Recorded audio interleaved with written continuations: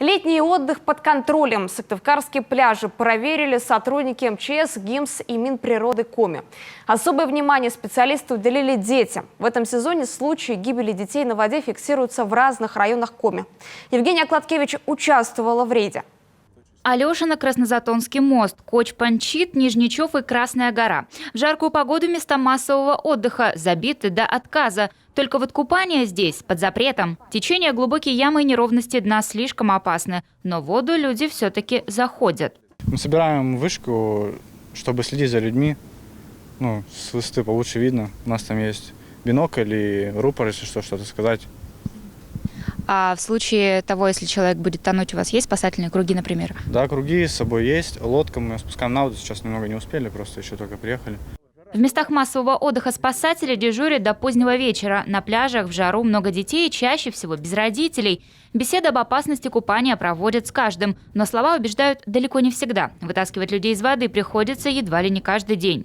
Алешино – огромный пляж. По всей ширине реки растянуты вот такие широкие песчаные косы, коварные и очень обманчивые. Из-за них кажется, что река совсем не глубокая, ее можно перейти вброд, но на самом деле это не так. Около каждого такого островка скрывается глубокая яма. И в этом году произошел несчастный случай – утонул ребенок. Трагедия произошла в конце июня. Подросток на глазах матери пошел к реке с собакой. Понадеявшись на мелководье у песчаной косы, подросток уверенно шагнул вперед и провалился в яму. Трагедия произошла вечером. К тому времени спасатели уже закончили смену. Сегодня один из них, Владимир Телепин, жалеет, что не задержался в тот день на пляже. На счету Владимира 5 спасенных жизней. Прошлым летом из воды он вытащил сразу 3. В этом году молодую пару. Тоже шли там, повод мели, думали на ту сторону перейти. А я с острова прямо так вот бегу, кричу им: «Эй, эй!» Они просто смотрят на меня и дальше идут. Я смотрю, один ушел, потом второй. Я подбегаю: помогите, помогите. Ну и все, и так вот пришлось прыгать.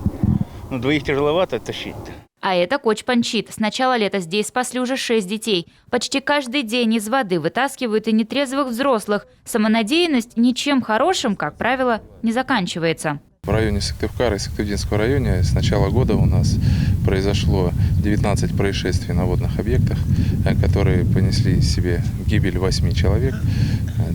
3 из них, к большому сожалению, несовершеннолетние, а также 11 человек удалось спасти. В сравнении с прошлым годом у нас статистика выдерживается, к большому сожалению. И погода дает знать, что, скорее всего, будет увеличение в этом году несчастных случаев на воде в сравнении с аналогичным периодом прошлого года.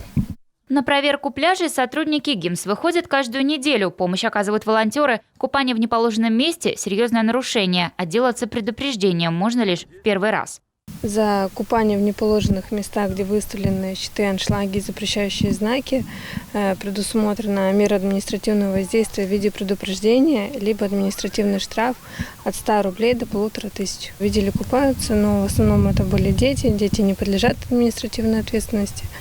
Больше была в целях профилактики. Впрочем, штрафами, отмечают специалисты, дело вряд ли исправишь. В жару люди купались и будут купаться, где им удобнее. Именно поэтому стоит задуматься об открытии в городе новых, разрешенных для купания мест.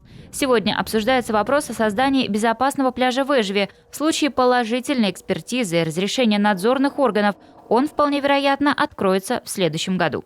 Евгения Кладкевич, Иван Богомолов, телеканал Юрган, Сыктывкар.